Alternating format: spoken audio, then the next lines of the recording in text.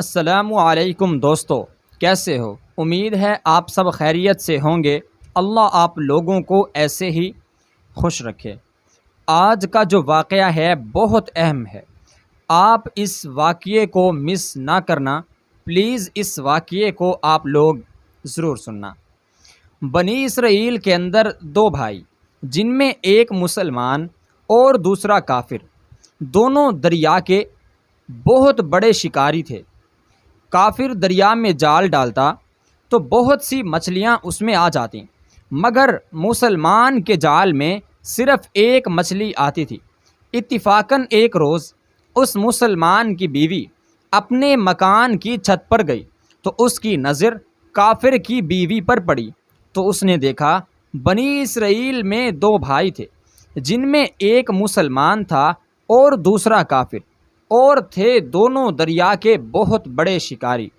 کافر جو تھا وہ بت کو سجدہ کرتا تھا، مگر مچھلیوں کے لیے جال دریا میں ڈالتا تو اس قدر اس میں مچھلیاں آ جاتی تھیں کہ اس کو کھینچنا بہت مشکل ہو جاتا، مگر مسلمان کے جال میں صرف ایک مچھلی آتی تھی اور وہ اسی پر صبر کے ساتھ خدا کا شکر کرتا تھا۔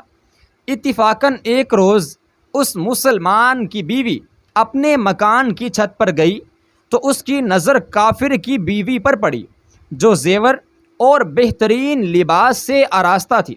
یہ دیکھ کر اس مسلمان کی بیوی کے دل میں وسوسہ پیدا ہوا کہ کاش میں بھی ایسی ہی ہوتی۔ تو کافر کی بیوی بولی، تو اپنے شوہر کو آمادہ کر لے، وہ بھی میرے شوہر کے معبود یعنی بت کی عبادت کیا کرے، تاکہ تو بھی میری طرح مالدار ہو جائے۔ یہ سن کر مسلمان بھائی کی بیوی کچھ غم زدہ سی ہو کر نیچے آئی، اور جب اس کا شوہر گھر آیا تو اس نے بیوی کا حال متغیر دیکھ کر دریافت کیا کہ آخر کیا بات ہے، میری بیوی پریشان کیوں ہے جس سے تو اس قدر غم زدہ معلوم ہوتی ہے؟ تو وہ کہنے لگی، بس میاں، یا تو تم مجھے طلاق دے دو یا اپنے بھائی کے معبود کی پرستش اختیار کرو، یعنی اپنے بھائی کے بت کی پوجا کرو۔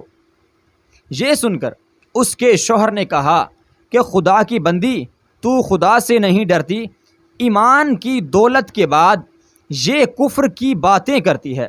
تو عورت بولی، بس مجھے اب زیادہ باتیں نہ بتاؤ، تم مجھے یہ بتاؤ کہ اس کو شریک اس کی عبادت کرو گے یا نہیں؟ میں ننگی بوکھی نہیں رہ سکتی، جبکہ دوسری عورتوں اور خصوصاً تیرے بھائی کی بیوی کو میں دیکھ رہی ہوں، وہ زیورات اور عمدہ عمدہ لباس سے آراستہ رہتی ہے۔ جب اس مرد مومن نے دیکھا کہ عورت تریاحٹ پر بغاوت پر اتر آئی ہے اور اس کا اصرار حد سے تجاوز کر گیا ہے، تو اس نے کہا، اچھا، گھبرانے کی ضرورت نہیں، میں کل سے کاریگروں اور مزدوروں میں جا کر محنت کر کے تجھے روزانہ 2 درہم دیتا رہوں گا، تو اس سے اپنی حالت درست کر لینا۔ یہ سن کر عورت کو کچھ تسکین حاصل ہوئی، اور سویرے ہی وہ مرد مومن مزدوری کی تلاش میں نکلا، لیکن اسے کہیں مزدوری نہ ملی۔ یہ دیکھ کر وہ دریا کے کنارے پہنچا اور شام تک خدا کی عبادت میں مصروف رہ کر رات کو جب گھر آیا تو بیوی نے دریافت کیا، آج تم کہاں تھے؟ تو وہ کہنے لگا، میں بادشاہ کی خدمت میں تھا، اس نے مجھ سے 30 دن کام کرنے کی شرط کی ہے۔ عورت بولی کہ آخر وہ بادشاہ تم کو کیا دے گا؟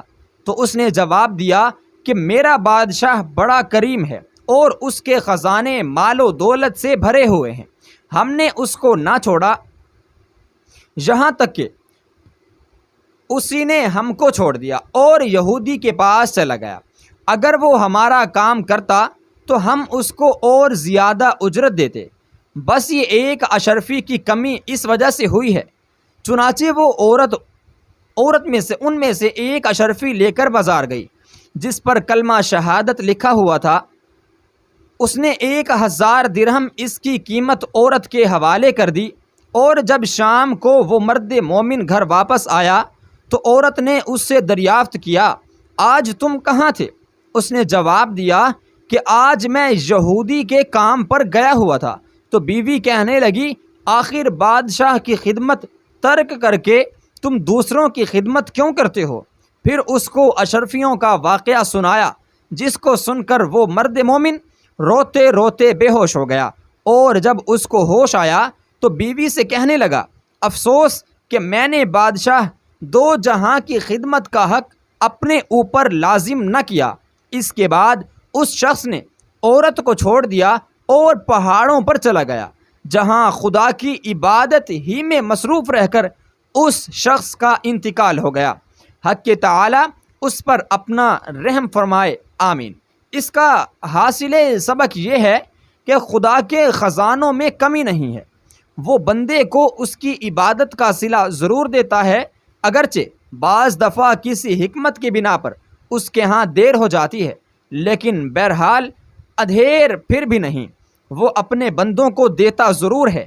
حق تعالی ہم سب کو صبر و شکر کے ساتھ رہ کر زندگی گزارنے کی توفیق عطا فرمائے، اور اللہ رب العزت ہم سب کا، پوری امت مسلمہ کا حامی و ناصر ہو، آمین۔